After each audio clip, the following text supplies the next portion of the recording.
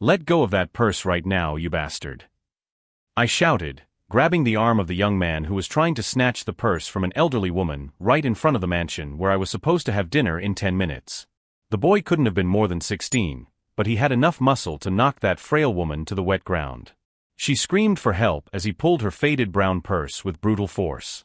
Hey, stop that!" I yelled, running toward them. The kid looked at me for a second, calculating whether it was worth fighting me.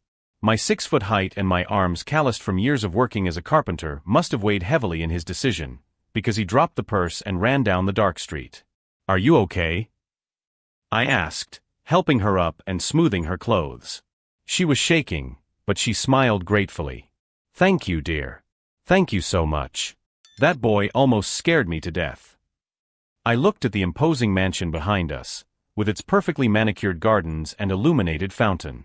This was exactly where I should have been at that moment, finally meeting my girlfriend's parents after 8 months of dating. "Let me walk you to a safe place," I said, gently taking her arm. No, dear. I live just around the corner. I'll be fine."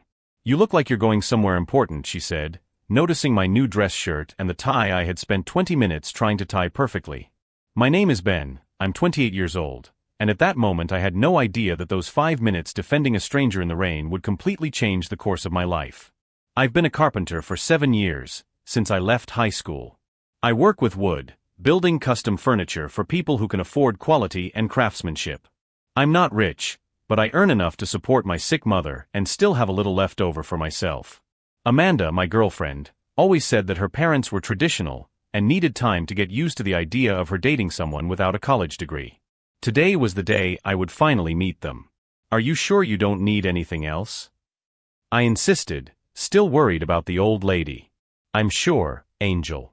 "God bless you for having such a kind heart," she replied, squeezing my hand with her small warm hands. "What's your name?" "Ben. Ben Matthews." "I'm Evelyn. Evelyn Grant," she said, smiling. My heart stopped for a second. Grant. The same last name as the family I was about to meet. Grant. I repeated, confused. "Yes, dear. This is my family's house. My son Robert and my daughter-in-law Patricia live here with my granddaughter Amanda." The world spun around me. The lady I had just helped was Amanda's grandmother. The grandmother she always said was traveling or too busy to meet me. "Amanda is your granddaughter?" I asked, feeling strange in my stomach. "Yes. My beautiful little granddaughter. She's been dating a young man for a few months, but I've never had a chance to meet him. I imagine he's a wonderful young man to have won her heart." I stood there in the rain, processing this information. Amanda had never mentioned that her grandmother lived in the same house as her parents. In fact, she always spoke of her as if she were a distant person, someone she rarely spoke to. "Do you know Amanda?" Evelyn asked, tilting her head curiously. Before I could answer, the front door of the mansion swung open. Amanda appeared in the doorway, wearing an elegant blue dress I had never seen before. "Ben. You're here," she shouted, but her expression changed completely when she saw Evelyn standing next to me. The smile vanished from her face instantly. "Grandma? What are you doing out here?" Evelyn looked confused. "A boy tried to steal my purse, dear. This kind young man helped me. What an incredible coincidence. He said his name is Ben, just like the boy you're dating." Amanda looked at me with an expression I had never seen before.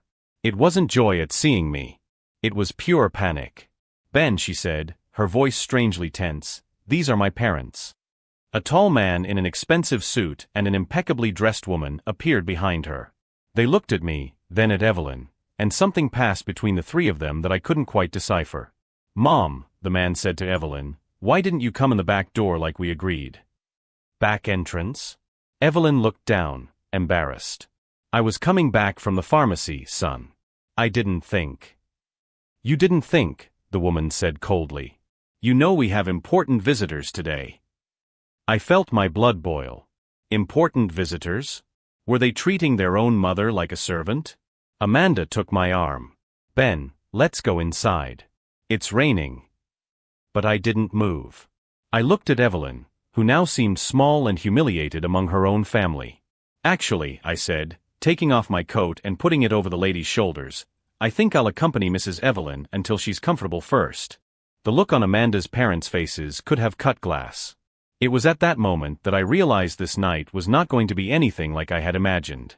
And if you're enjoying this story of shocking discoveries and family revelations, don't forget to subscribe to the channel, because what I would discover about this family in the next few hours would leave me completely speechless. Because sometimes, defending a stranger not only reveals who you really are, but also uncovers truths about people you thought you knew. "Actually, I think Mrs. Evelyn should go in through the front door," I said, helping her up the marble steps. "Especially considering that this is her house too." The silence that followed was as cold as the rain still falling on us. Robert Grant, Amanda's father, looked at me as if I had just spat on the Persian rug in the foyer. His calculating blue eyes measured me from head to toe, stopping at my wet shoes, my plain tie, my soaked coat that I had given to his wife. "Mr. Matthews," he said, pronouncing my last name as if it were a dirty word, "I imagine Amanda hasn't explained how our family works." Patricia Grant, his wife, remained silent, but her gaze spoke volumes. She wore a dress that probably cost more than my 3-month salary, and every pearl on her necklace seemed to judge me individually. "Dad," Amanda whispered, clearly embarrassed, "maybe we should go inside and—" "No," Robert interrupted her, without taking his eyes off me. "I think Mr. Matthews needs to understand a few things before he enters our home." I felt Evelyn tremble beside me. Not from the cold, but from humiliation. A woman in her 70s, being treated like an embarrassment in front of her own family. "With all due respect, Mr. Grant," I replied, keeping my voice steady, "the only thing I need to understand is why you treat your mother as if she's a problem to be hidden away." Robert's face turned red. Patricia finally spoke, her voice cutting like ice. "Robert's mother has special needs. She gets confused sometimes, forgets the rules of society. It's better for everyone when she has her own routine, her own space." I looked at Evelyn.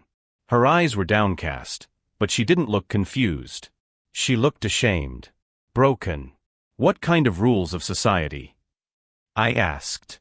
"The kind you clearly don't know," Patricia replied coldly. "This is a respectable home.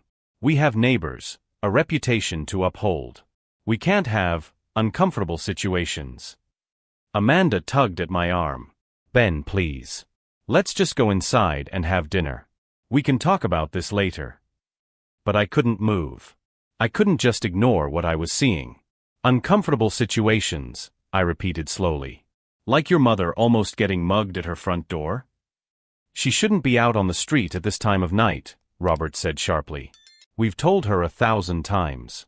She has a caregiver, she has specific times she's allowed out. But she insists on disobeying." "I just went to the pharmacy to get my medicine," Evelyn murmured, her voice barely audible. "See." Patricia sighed dramatically. She could have asked Maria to get it. Or waited until tomorrow. But no, she has to be stubborn and go out in the middle of a storm. Something inside me broke at that moment. Maybe it was the way Evelyn shrank even more, or the way Amanda looked away, embarrassed, but not of her parents, of me. "Stubborn," I repeated, my voice rising. "She's 70 years old and she went to get her medicine. That's not stubborn, that's independence." "Independence that almost killed her today," Robert retorted. "If you hadn't shown up." "If I hadn't shown up, you wouldn't even have known anything had happened to her, would you?" The question came out sharper than I intended. "Because you keep her hidden away like she's a prisoner in her own home." The silence returned, but this time it was charged with a tension that made the air seem thick. It was Amanda who broke the silence. "Ben, you don't understand. Grandma has episodes. She gets confused, says strange things to visitors. It's embarrassing." Embarrassing. The word echoed in my head like a gunshot. "Embarrassing," I repeated, looking at the woman I had just met but already respected more than any of the other three. "Your grandmother is embarrassing." "That's not what she meant," Robert tried to smooth things over, but it was too late. "That's exactly what she meant," I replied. "You're ashamed of your own mother. Of your own grandmother." Evelyn touched my arm gently. "Ben dear, they're right. I sometimes forget things, I talk too much." "No," I said firmly, covering her hand with mine. "You've done nothing wrong. Never." Patricia sighed impatiently. Mr. Matthews, you clearly come from a different background, where things are simpler. But our family has certain social responsibilities. Certain images to uphold. Images, I repeated, feeling a cold anger spreading through my chest. Yes, Robert agreed. Images that you don't seem to understand. Amanda mentioned that you work with your hands. The way he said works with his hands made it sound like I dug ditches for a living. I'm a cabinet maker, I said proudly. I make custom furniture for people who value quality and craftsmanship. How charming, Patricia murmured, exchanging a glance with her husband. Amanda finally found her voice again. Ben, maybe we should reschedule this dinner. Maybe when you're more prepared to understand our family situation. More prepared. The question came out as a dangerous whisper. Prepared to accept that not everyone has the same background as you, she explained, her voice sounding exactly like her mother's now. Some families have traditions, expectations.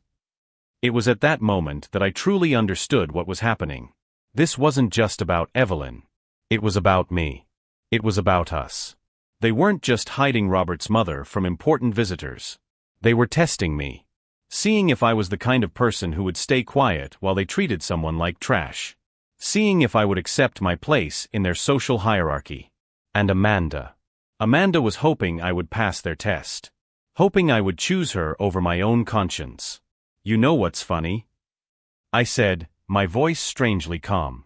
I came here tonight nervous. Worried that you wouldn't accept me. That I wouldn't be good enough for your daughter. I paused, looking each of them in the eye. But now I realize I asked the wrong question. The question isn't whether I'm good enough for you. I held Evelyn's hand more tightly. The question is whether you're good enough to deserve a woman like this. And based on what I've seen today. I left the sentence hanging, loaded with all the implications they were smart enough to understand. Robert took a step forward, his posture becoming threatening. Listen here, young man. You may impress my daughter with your cheap gentlemanly gestures, but you don't impress me. I know your type. You come from nothing, see an opportunity to get ahead in life, and you grab at any chance you can. Dad. Amanda exclaimed, but he continued. You think saving my mother from some punk is going to win us over? Make us forget that you're a craftsman who probably never owned a decent suit until you met my daughter. Robert, Patricia murmured, but there was approval in her voice. No, he said, raising his hand. It's time to speak plainly. My daughter went to a prestigious university. She has an MBA from Harvard. She could marry lawyers, doctors, executives. And instead she chooses a carpenter. Every word was calculated to cut, to diminish, to put me in my place. But the strange thing was, the more he talked, the calmer I became. Because I was finally seeing these people for who they really were. Are you done? I asked when he paused. Ben, Amanda started, but I raised my hand. No, let him finish. I want to hear everything. Robert smiled smugly.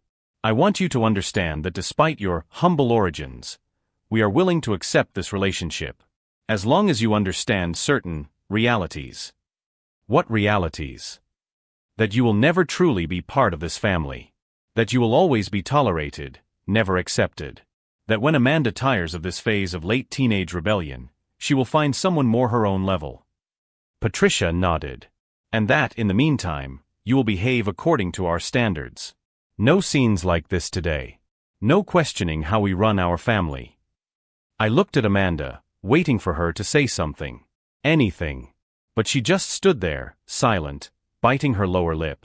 That's when I realized she wasn't shocked by her parents' behavior. She was waiting for my response. Waiting to see if I would accept their terms. I understand, I finally said. Robert smiled, thinking he had one. I understand perfectly who you are, I continued, my voice growing stronger. And I understand that I could never be part of a family that treats its own matriarch like an inconvenient pet. I turned to Evelyn, who was still holding my hand. Mrs. Evelyn, would you like me to drive you to your pharmacy tomorrow? To make sure you get your medicine safely. Her eyes filled with tears. You would do that? I would be proud to, I replied. And if you need anything, anything at all, here's my card. I took one of my business cards from my pocket and placed it in her hand. Ben, Amanda said, her voice finally breaking, you can't leave like this. Of course I can, I replied, taking my coat off Evelyn's shoulders and putting it back on. Your family made it very clear where you belong. And I don't belong here. I started down the steps, but stopped and turned around one last time. Oh, and Amanda? Next time you meet someone who works with their hands, remember one thing. These hands build things that last. Things that have real value. Not like these empty facades you spend your lives maintaining. I looked at Evelyn one last time. See you tomorrow, Mrs. Evelyn. What time do you usually leave for the pharmacy? At 2 in the afternoon, dear, she whispered. I'll be here at 1:45. And with that, I walked away from the mansion, leaving behind not only Amanda, but a whole life I thought I wanted. What I didn't know at the time was that Evelyn Grant had secrets about her own family. Secrets that would change everything I thought I knew about the Grants. And that my decision to defend a stranger in the rain was about to reveal a truth that would shake the foundations of their arrogance forever. The next morning, I woke up with a strange feeling in my chest. I couldn't stop thinking about how Evelyn had shrunk in front of her own family. I arrived at the Grant mansion at 1:45, 15 minutes before our appointment. Evelyn was already waiting on the side porch, away from the main entrance. She was wearing the same beige coat as yesterday and carrying a small purse. Ben, dear, she said, her face lighting up when she saw me. I didn't think you'd really come. I promised I would, I replied, offering her my arm. How did you sleep? She hesitated. Well, actually, Robert said I shouldn't bother you today. That you probably wouldn't come. I felt that familiar anger rising in my chest. He said that. He said you were just being polite yesterday. That men in your position don't usually keep that kind of promise. Men in my position. Robert's words echoed in my mouth like poison. Mrs. Evelyn, may I ask you a personal question? Of course, dear. Have you always lived with them? She sighed as we walked down the sidewalk. No, Ben. I had my own house until 3 years ago. A lovely little house in the center of town, near the church I've been going to for 40 years. What happened? Robert said it was dangerous for a woman of my age to live alone. That I was getting forgetful, that I might leave the gas on or fall down the stairs. Her voice grew quieter. He insisted so much that I finally agreed to sell the house and move here. And the money from the sale? Robert took care of everything. He said he invested it for me, that I get a small monthly allowance for my basic needs. We stopped at a traffic light and I looked at her. Small allowance? $200 a month, she whispered, as if it were a shameful secret. For medicine, personal items, anything I need. My mind began to process the numbers. A house in the center of town was worth at least $300,000. Even invested conservatively, it should yield at least $2,000 a month. Mrs. Evelyn, how much was your house worth when you sold it? Robert said he got $450,000 for her. He said I was lucky, that the market was hot. $450,000, and she was getting $200 a month. Something was very wrong. What about your medications? Your doctors? Oh, Robert picked a cheaper doctor for me. He said the old one was too expensive, that he was ripping me off. She stopped walking. But Ben, sometimes I feel like I'm not getting the care I need. What do you mean? My previous cardiologist said I needed a specific medication for my heart. Very expensive. The new doctor said a generic drug would do the same thing. She touched her chest. But lately I've been having pains I didn't have before. We arrived at the pharmacy, and I watched as she asked for her medications. The pharmacist frowned when he saw the prescription. Mrs. Grant, this medication, he began, but Evelyn quickly interrupted him. It's fine, it's what the doctor prescribed. I paid for the medications, ignoring her protests, and we left. On the way back, I asked more questions. Mrs. Evelyn, do you go out alone other times? Not much. Robert says it's dangerous. And Patricia? Well, she gets nervous when she doesn't know where I am. Nervous why? She says I might say things. Inappropriate things. That I might embarrass the family. We stopped at a bench in the square, away from the mansion. What kind of inappropriate things? Evelyn looked around, as if someone might be listening. Well, sometimes I mention how things used to be. How Robert used to be different when he was a child. How he changed after he married Patricia. Changed how? He was a sweet boy, you know? He always looked after me when his father worked late. But after the wedding, he started seeing money and status as the only things that mattered. Her hands trembled slightly. And Patricia always made it clear that I was a burden. My phone rang. It was Amanda. Ben, where are you? Taking your grandmother to get her medicine, like I promised. I need to talk to you. Can you come over when you're done? Why? Just, please. It's important. I hung up and looked at Evelyn. Your granddaughter wants to talk to me. She's a good girl, Ben. Just influenced by her parents. When we got back to the mansion, Amanda was waiting at the side entrance. She looked nervous, constantly fixing her hair. Grandma, can you come in? Mom wants to talk to you about dinner tonight. Evelyn nodded and went inside, leaving Amanda and me alone. Ben, about yesterday, she began. There's nothing to discuss, Amanda. Yes, there is. You don't understand what my parents are like. They have high standards, expectations. Expectations that you treat an old woman like a prisoner? She's not a prisoner. She's cared for, protected. With $200 a month of her own money? Amanda turned pale.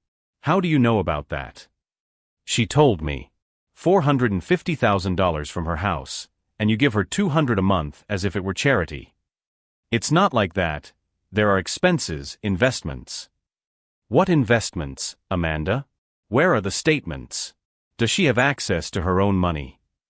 Ben, you're complicating a situation you don't understand. I understand perfectly. You stole her independence, you control every penny, you chose cheap doctors to save money on her treatment, and you still make her feel guilty for existing. Amanda crossed her arms. My parents saved her from herself. Elderly people can't make these kinds of decisions on their own. Decision? She's perfectly lucid.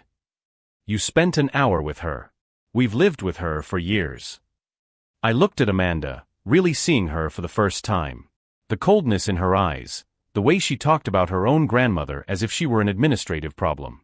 You know what's funny, Amanda? Yesterday, I thought your parents were the problem. That maybe you were different. I am different. No, you're not. You're just like them. The only difference is that you're 26 and they're 50. But the cruelty? The greed? It's exactly the same. I turned to leave, but she grabbed my arm. Ben, if you really care about her, you'll understand that sometimes love means making difficult decisions. You're right, I replied, looking her straight in the eye. Sometimes love means making very difficult decisions. I walked away, but not home. I walked straight to my truck and called my lawyer. Steve? It's Ben. I need information on financial abuse of the elderly and how to document medical negligence. Because Amanda was right about one thing. Sometimes love means making difficult decisions.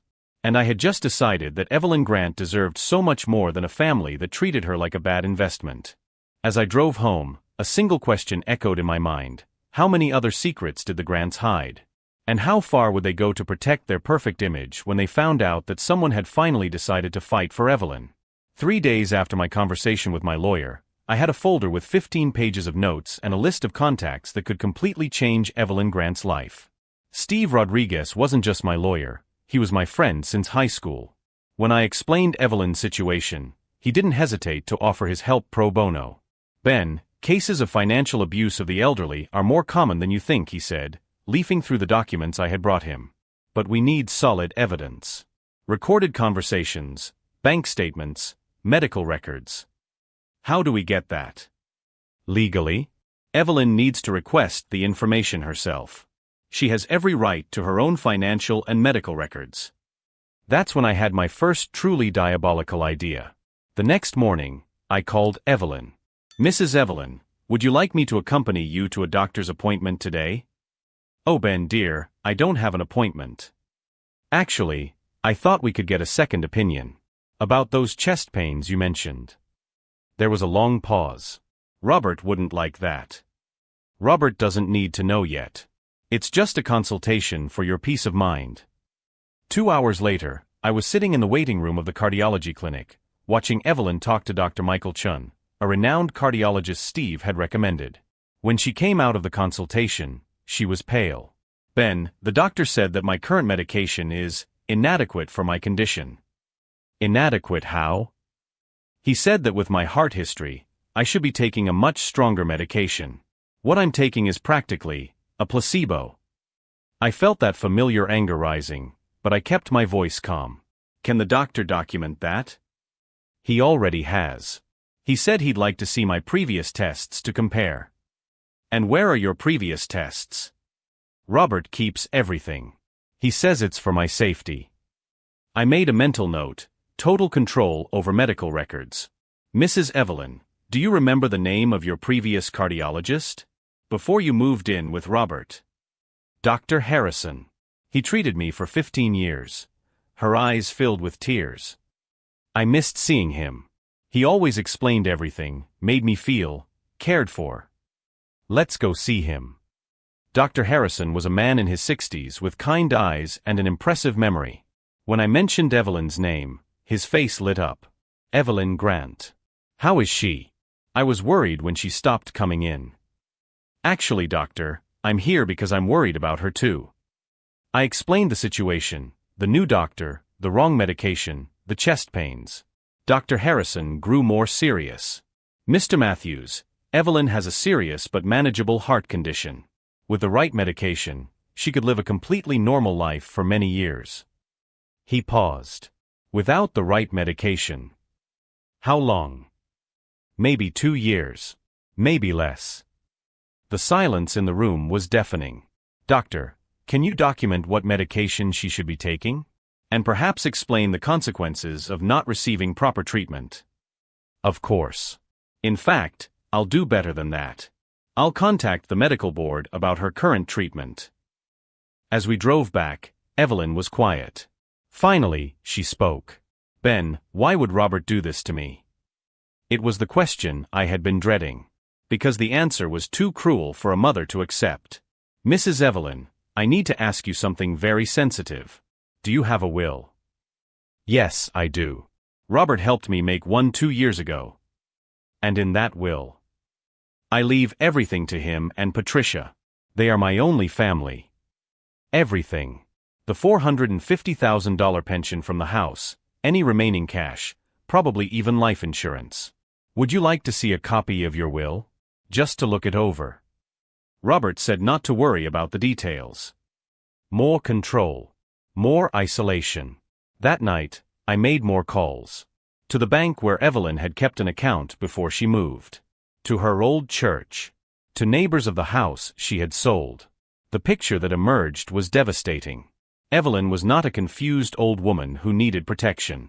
She was an independent woman, active in her community, with close friends and a rich social life. Until 3 years ago. She just disappeared, said Martha, a former neighbor. One day she was here, attending knitting class, helping with the church bazaar. The next day the house was empty. We asked her son, added Dorothy, another neighbor. He said she was sick, that she needed special care. But she always seemed so healthy. By the end of the week, I had a complete dossier, evidence of intentional medical neglect, documentation of forced social isolation, financial records showing extremely limited access to her own money, and witnesses to Evelyn's normal personality and abilities prior to the move. If you're following this journey of shocking discoveries and wondering how a family could be so cruel, don't forget to subscribe to the channel, because what I found out about the Grants' real motives will leave you speechless. But I still needed one thing, direct evidence of their bad faith. That's when I had my second diabolical idea. I called Amanda. Ben. She sounded surprised. I wasn't expecting to hear from you. Amanda, I've been thinking about what you said. About making difficult decisions for love. And I think you were right. Maybe I've been too hard on your family. I could hear the relief in her voice. Oh Ben, I'm so glad you understand. Actually, I'd like to apologize. To your parents. And to you. Really? Really? How about dinner tomorrow? At your place again? She almost squealed with delight. Sure. I'll let my parents know. They'll be so relieved. I hung up the phone and looked at the small digital recorder Steve had lent me. Professional equipment, he had explained. Perfect audio quality, completely discreet. Because sometimes, to protect the innocent, you have to let the guilty condemn themselves with their own words. And the next day, I would find out exactly how far the Grants were willing to go to keep their dirty secret hidden. What they didn't know was that every word they said would be recorded. And that those recordings wouldn't just be evidence for a court of law. They would be the key to giving Evelyn back not just her freedom, but her dignity. The dinner at the Grant mansion on Friday night began exactly as I had planned. Amanda greeted me at the door with a radiant smile, wearing a blue dress I had never seen before. Ben. I'm so glad you changed your mind about us. Sometimes it takes time to see things clearly, I replied, discreetly activating the recorder in my coat's inside pocket. Robert and Patricia were in the living room, drinking expensive wine and talking about a new property they were considering buying in Martha's Vineyard. Ben, Robert said, standing up with a smile that didn't reach his eyes. I'm glad you've come to your senses. Actually, I came here to apologize, I said, accepting the glass of wine Patricia offered me. I acted impulsively last week. Young men are sometimes passionate, Patricia said condescendingly. The important thing is that you understand your place. My place. The words echoed around the room as we sat down to dinner. Where's Mrs. Evelyn? I asked casually. Mother is resting, Robert replied quickly. She gets confused at night. Oh, that's too bad. I really liked her. Amanda laughed. Ben, you spent literally an hour with her. You don't really know her. You're right, I agreed. But sometimes an hour is enough to see a person's character. During dinner, I let them talk. And talk they did. The truth is, taking care of the elderly is a burden, Patricia said, cutting into her steak. Especially when they become stubborn and unreasonable. Exactly, Robert agreed. My mother has always been stubborn. When she was younger, it was charming. But now? It's just inconvenient. And expensive, Amanda added. The medications she insists she needs cost a fortune. That's why we switched to a more practical doctor, Robert said. Someone who understands that we don't always need the most expensive treatments for conditions that are, frankly, inevitable. Inevitable. They were talking about letting a woman die to save money. But what about her house? I asked. Doesn't that help with the costs? The three of them exchanged glances. Ben, Patricia said slowly, these are complex family issues. Actually, Robert interrupted, since you seem to be becoming part of the family, you should know. The money from the house is invested. We generate a small but steady income for her basic needs. $200 a month, I said. The silence in the room was deafening. How do you know that? Amanda asked, her voice suddenly cold. She told me. $450,000 for the house, and you give her $200 a month. It's not that simple, Robert said, standing up. There are management fees, housing costs, food. Of course, I agreed. And I imagine you document all of these costs meticulously. Obviously, Patricia said. Great. I'm sure the state will be impressed with your financial transparency. Amanda dropped her fork. The state? Yes. I'm reporting suspected financial abuse of the elderly on Monday. Robert laughed loudly. With what evidence? The word of a senile woman against ours. I took the tape recorder out of my pocket and placed it on the table. With the evidence of you admitting everything. Robert's face turned white. You can't record private conversations without permission. Actually, I can. The state allows recording of one side as long as one of the participants consents. And I consent. Patricia stood up abruptly. You little. Careful, I warned. Anything you say now is also being recorded. Amanda was looking at me as if she had never seen me before. Ben, what do you want? Money. I want justice for your grandmother. And complete transparency about her finances. And if we don't? Robert asked. I smiled and took out my phone. Then this recording goes to the Department of Social Services, to the State Medical Board, to the FBI, because financial abuse of the elderly that crosses state lines is a federal crime, and to Channel 7 News. You wouldn't do that, Patricia whispered. Mrs. Patricia, I literally heard you admit that you are denying proper medical treatment to a 70-year-old woman to save money. Of course I would. Robert tried one last play. No one will believe you. We are a respected family in this community. You're right, I agreed. That's why I brought more than just recordings. I took a folder out of my bag. Dr. Harrison's medical records showing the treatment she should be receiving. Dr. Chen's opinion confirming medical negligence. Statements from former neighbors about Evelyn's personality and normal abilities before she moved here. I opened the folder and spread the documents on the table. Bank statements showing that your investments yield much more than $200 a month. And here, I took out a copy of the will you had her sign, leaving everything to you. Amanda was crying now. Ben, please. We can work this out. You sure can, I agreed. Here are my conditions. I pulled a sheet of paper from the folder. First, Evelyn receives immediate medical treatment from Dr. Chen or another qualified cardiologist of her choice. Second, she receives full access to her own money, with detailed monthly statements of all investments. Third, she can live wherever she wants, here in her own home again, or anywhere else she chooses. Fourth, you undergo mandatory family therapy for at least 6 months. Robert was red with anger. And if we refuse?